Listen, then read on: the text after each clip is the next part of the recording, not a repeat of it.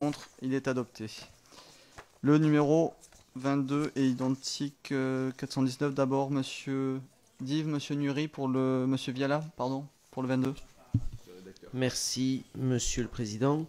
Donc cet amendement revient sur le sujet dont nous avons déjà parlé avant la pause, qui est celui du chantage à la collecte, en permettant que, en particulier pour la production laitière, mais aussi pour les autres denrées périssables, le blocage de la négociation entre le producteur ou l'organisation de producteurs n'entraîne pas l'arrêt de la collecte, mais permette que le contrat précédent reste en vigueur aussi longtemps que durent les tensions sur la mise en place du nouveau contrat.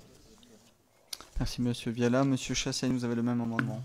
Oui. Monsieur Brunel. Ouais, exactement pareil que mon collègue. Donc notre amendement vise à éviter les pratiques de chantage à la collecte, pardon, pas à la collègue, à la collecte, et au déférencement exercé sur les producteurs, ce qui donnerait une force colossale de négociation aux acheteurs industriels.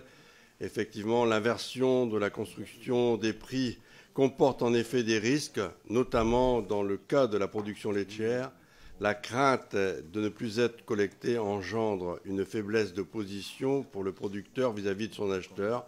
Les industriels pourraient s'appuyer sur cet état de dépendance économique de fait et pour faire accepter aux producteurs des conditions très inférieures à leurs besoins.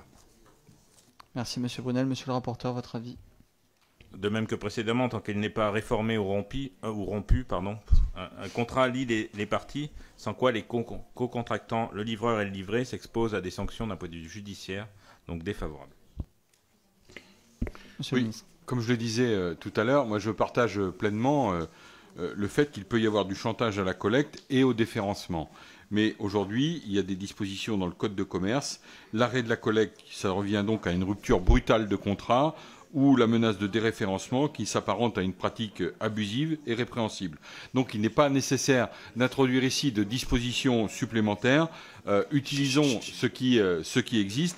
Par ailleurs, en imposant la poursuite du contrat sur un temps qui peut être long, l'amendement s'oppose aussi à la liberté contractuelle et lie les parties sur un temps qui peut être dommageable aussi bien sur le producteur qu'à son acheteur. Donc c'est pourquoi je suis défavorable à cet amendement.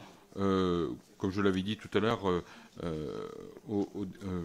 dans la précédente discussion que nous avions, avec le député Benoît. Voilà. Merci Monsieur le ministre. Je mets aux voix ces deux amendements identiques et ont fait l'objet d'un avis défavorable du rapporteur. Oui, Monsieur Viala, pardon. Oui. Allez-y, Monsieur Viala.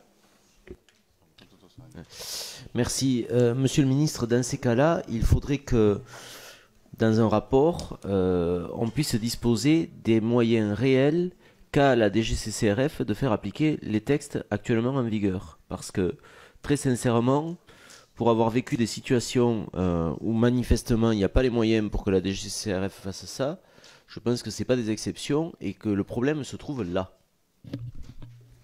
Merci Monsieur Viala. Je mets aux voix ces deux amendements identiques. Avis défavorable du rapporteur et du gouvernement qui est pour, qui est contre. Ils ne sont pas adoptés. Nous passons à des amendements pouvant être soumis à une discussion commune. D'abord le numéro 5, Monsieur Viala. Merci. Cet amendement soulève un des points durs pour nous de cette nouvelle lecture du texte, qui consiste à... L'amendement consiste donc à faire en sorte qu'il y ait une voie de recours en référé lorsque la médiation en matière d'accord cadre ou de clause de renégociation n'a pas abouti. Et je veux insister sur le fait que dans les EGA, tout le monde s'est accordé à dire qu'il fallait absolument pouvoir saisir le juge. Si on ne fait pas ça, ce texte est d'une faiblesse affligeante.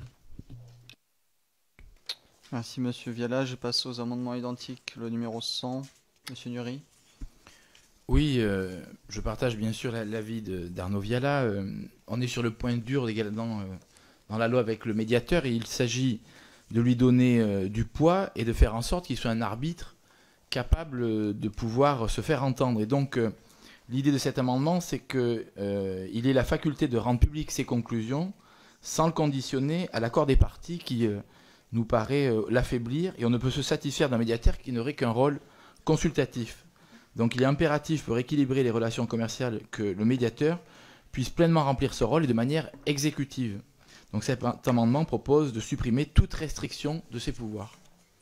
Merci Monsieur Nury. Monsieur Cinieri, vous voulez ajouter quelque chose? Oui, simplement que cet amendement propose de donner la possibilité au médiateur des relations commerciales, en cas d'échec de la médiation et après avoir justifié devant le juge son intérêt à agir, de saisir le juge des référés, lui permettre de justifier son intérêt à agir, suffit à lui donner un droit de saisine. Seules les parties étaient en mesure de saisir le juge à l'issue de la médiation. Donner ce pouvoir au médiateur permet de renforcer la protection des parties et d'empêcher aux opérateurs de faire échec à la médiation volontairement.